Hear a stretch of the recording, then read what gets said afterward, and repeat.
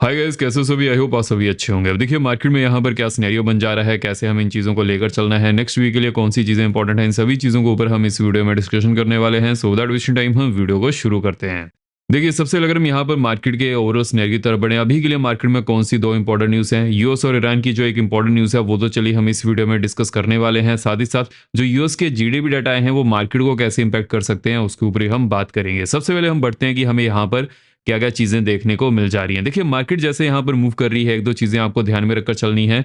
जैसा आज के दिन मार्केट ने मूव किया है, एक चीज़ तो यहाँ पर क्लियर हो चुकी है कि लोअर एंड पर मार्केट बेस बनाने की कोशिश कर रही है। बिकॉज़ मॉर्निंग में जैसे ही मार्केट ने अपर साइड जाना शुरू किया, उसके बाद यहाँ पर ही रेंज बाउंड हो चुकी थी। लेकिन एक चीज़ के ऊपर फोकस करके चलना है, जो यूएस और ईरान की न्यूज़ है, वहाँ पर हमें बहुत ज़्यादा बड़ी अपडेट सुनने को मिल जा रही हैं, जिसकी वजह से मार्केट में थोड़ा बहुत हमें प्रेशर देखने को अभी भी मिल सकता है। उसके पीछे का क्या रीज़न है, उसके बारे में बात कर लेते हैं। लेकिन उससे पहले हम यहाँ पर यूएस के जीडीपी डाटा के बारे में डिस्कशन करेंगे। बिकॉज़ देखिए यूएस के जो जीडीपी डाटा आए हैं, इस बार बहुत ज़्यादा कम आए हैं। जितनी एक्सपेक्टेशन थी उससे बहुत ज़्यादा हम कम जीडीपी डाटा देखने को मिल चुके हैं, जो कि 1.4% के आसपास आए हैं। देखिए एक्सपेक्टेशन से बहुत ज़्यादा कम जीडीपी डाटा है, जिसकी वजह से ये मार्केट के लिए नेगेटिव है। लेकिन यहाँ पर एक चीज़ के ऊपर फोकस करना है।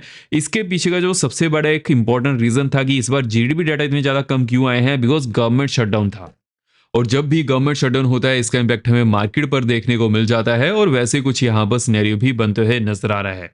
लेकिन इसका इम्पैक्ट क्या हमें नेक्स्ट जीडीपी डाटा के ऊपर भी पड़ते हुए नजर आएगा? देखिए इसकी पॉसिबिलिटी थोड़ा कम है, बिकॉज यूएस ने ऑलमोस्ट सभी कंट्री के साथ यहाँ पर जो टैरिफ डील कंप्लीट कर चुके हैं, उसकी वजह से जो मार्केट में हमें फिर से लिक्विडिटी आना शुरू होगी, ट्रेड डील फिर से यहाँ पर जो ट्रेड कंटिन्यूटी में जाना शुरू होंगे, उसकी वजह से क्या सिनेरियो बनेगा, ये जो हमें यहाँ पर चीजें देखने को मिल जा रही हैं, यूएस के जीडीपी डाटा इतने ज्यादा कम आए हैं, वो फिर से बढ़ना शुरू हो सकते हैं। लेकिन देखिए बिकॉज जो नेगेटिव जीडीपी डाटा है उसका इम्पैक्ट हमें मार्केट पर देखने को मिल जा रहा है, स्पेशली जो यूएस मार्केट है, इसकी वजह से यूएस मार्केट में हमें अभी के लिए नेगेटिव में ट्रेडिंग देखने को मिल जा रही है। लेकिन एक चीज के ऊपर फोकस करना है, मार्केट हमेशा नेक्स्ट 3 मंथ 6 मंथ का सोचकर चलती है। अभी के लिए जो जीडीपी डाटा है नेक्स्ट मंथ के या फिर नेक्स्ट क्वार्टर के भी, वो भी यहाँ पर ठीक आ सकते हैं। लेकिन यहाँ पर जो मेरा फोकस होने वाला है, जहां पर ऑल ओवर ग्लोबल मार्केट का फोकस है, वो है यूएस और ईरान टेंशन। देखिए कंटिन्यूसली यूएस और ईरान में कुछ ना कुछ यहाँ पर चलते हुए नजर आ रहा है। कभी तो वो मीटिंग करते हैं ओमान में, कभी वहां पर हमें टेंशन देखने को मिल जाती है। अभी अगर हम रिसेंट अपडेट की बात करें तो यहाँ पर यूएसए ने बहुत ज्यादा अपने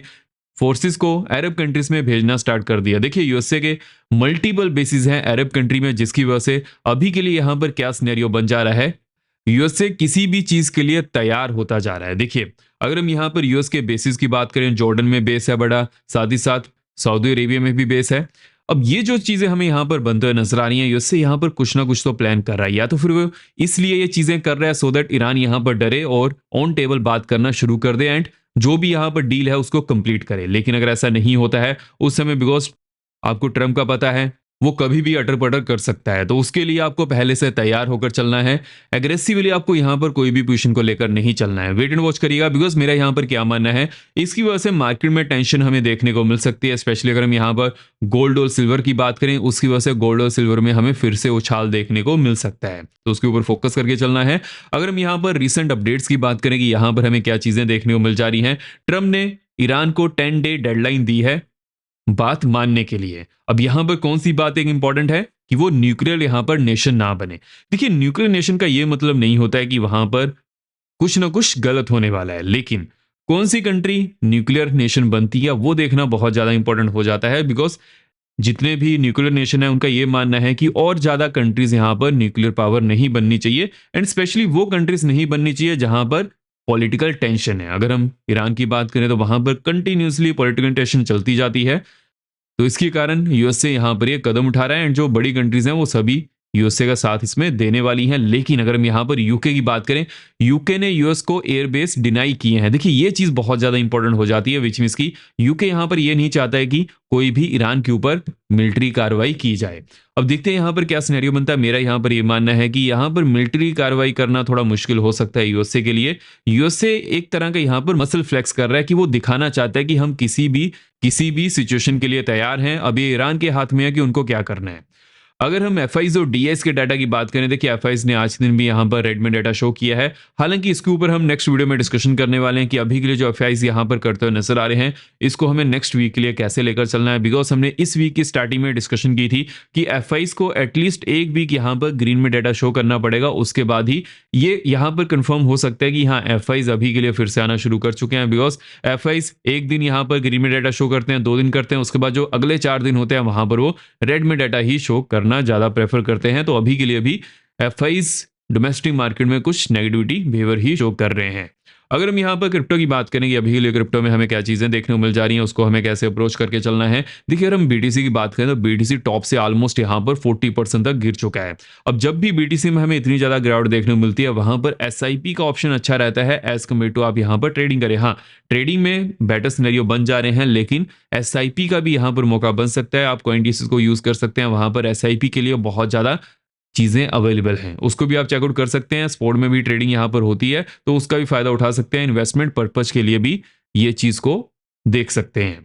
अगर हम यहाँ पर इंपॉर्टेंट जोन्स की तरफ बढ़ें कि अभी के लिए कौन सी इंपॉर्टेंट जोन्स है, देखिए अभी के लिए जो क्रिप्टो यहाँ पर मूव करते हुए नजर आ रहा है 67,000 के आसपास हमें क्रिप्टो में मूव देखने को मिल जा रही है।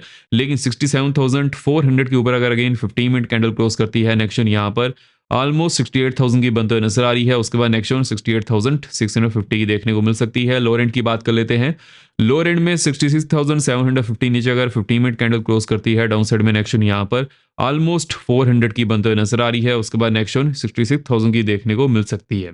देखिए अभी के लिए एक चीज के ऊपर फोकस करना है, बिकॉज अभी के लिए जो हमें क्रिप्टो में यहाँ पर गिरावट देखने को मिल जा रही है, कहीं ना कहीं तो बेस बनेगा, लेकिन वो बेस कहां पर बनेगा ये एक सबसे बड़ा क्वेश्चन है, $1 मिलियन क्वेश्चन है। तो इसको हम यहाँ पर एनालाइज करने वाले हैं इस वीकेंड में। आपको इस चीज के बारे में और भी अच्छी तरह से बताने वाला हूं कि कैसे आपको बेस फाइंड आउट करना चाहिए, कौन सी चीजें इंपॉर्टेंट होती हैं वहां पर, उस चीज को कैसे लेकर चलना है। अभी के लिए मैंने आपको यहां पर हिंट दे दी है कि एसआईपी करने का मौका है, तो उसके ऊपर ज्यादा फोकस करिएगा।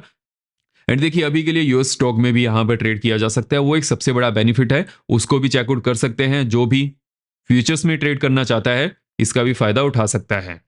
अगर हम यूएस मार्केट की बात करें, देखिए जैसे कि जीडीपी डाटा रिलीज हो चुके हैं जो कि एक्सपेक्टेशन से बहुत ज़्यादा कम आए हैं, लेकिन अगर हम यहाँ पर पीसी डाटा की बात करें तो वो एक्सपेक्टेशन के आसपास ही आते हुए नजर आ रहे हैं। अभी के लिए जो वेट है वो है पीएमए डाटा की। जैसे ही पीएमए डाटा यहाँ पर रिलीज होंगे उसके बाद मार्केट में हमें स्पेशली जो यूएस मार्केट है वहां पर मोमेंटम देखने को मिल सकता है, तो उस चीज के ऊपर फोकस करना है। जैसे ही डाटा रिलीज होंगे वो तो चलिए हम डिस्कस करने वाले हैं, लेकिन अभी के लिए यहाँ पर हमें क्या सिचुएशन देखने को मिल जा रही है, कौन से सेटअप के ऊपर ज्यादा फोकस करके चलना है। देखिए मार्केट ने कैसे यहाँ पर मूव किया है, जो हमारे पास यहाँ पर थर्सडे की कैंडल बनी थी बहुत ज्यादा गिर कर बंद हुई है, इसकी वजह से क्या सिनेरियो बनेगा, जैसे ही मार्केट इस जोन के आसपास आएगी तो वहां पर फिर से रेजिस्टेंस फेस कर सकती है। लेकिन अगर डेली चार्ट्स पर 25,950 के ऊपर हमें क्लोजिंग देखने को मिल जाती है, उसके बाद एक्शन यहाँ पर 26,250 की देखने को मिल सकती है। हालांकि यहाँ पर एक अच्छी खासी रेजिस्टेंस जोन बन चुकी है, उसके बाद 250 से लेकर 300 की जोन में एक अच्छा खासा सेलिंग प्रेशर मार्केट झेल सकती है जब भी यहाँ पर आएगी। अभी के लिए पॉसिबिलिटी कि मार्केट इतनी जल्दी यहाँ पर नहीं आने वाली है, ये चीज ध्यान में रखिएगा।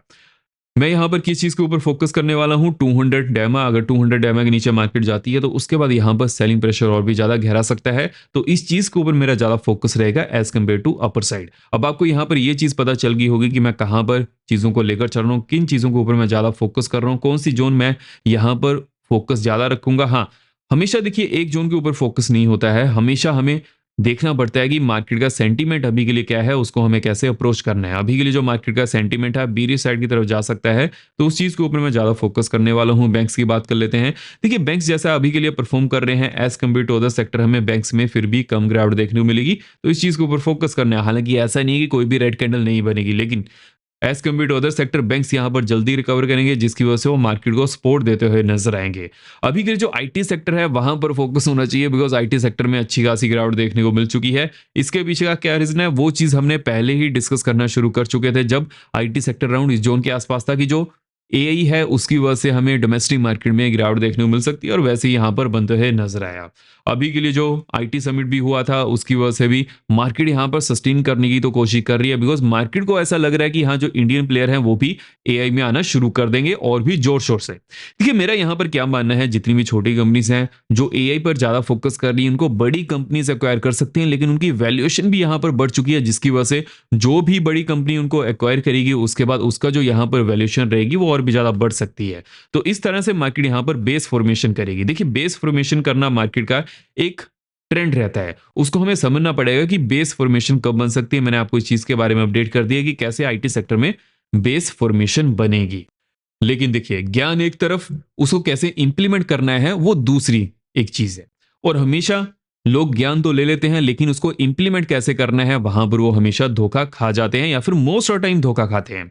इसको आपको कैसे इंप्लीमेंट करना है कि आपको देखना है कि हाँ जो यहाँ पर न्यूज है वो मार्केट को कैसे इंपैक्ट कर सकती है, कितना ज्यादा इंपैक्ट कर सकती है। अगर हम यहाँ पर ओवरऑल मार्केट के सिनेरियो की तरफ बढ़े तो अभी के लिए मैं किस साइड में हूँ, बीरी साइड में, बिकॉज ऐसा ही मुझे यहाँ पर लग रहा है कि अभी के लिए जो मार्केट है 200 एमआ को टेस्ट करने वाली है। और जब तक मार्केट 25,900 के ऊपर नहीं निकलती है उस समय तक के लिए यहाँ पर कुछ फ्रेश बुल्स एंटर नहीं करेंगे। लेकिन ऐसा नहीं है कि जब मार्केट 650 के ऊपर भी क्लोजिंग करेगी तब भी कुछ यहां पर नहीं बनने वाला है।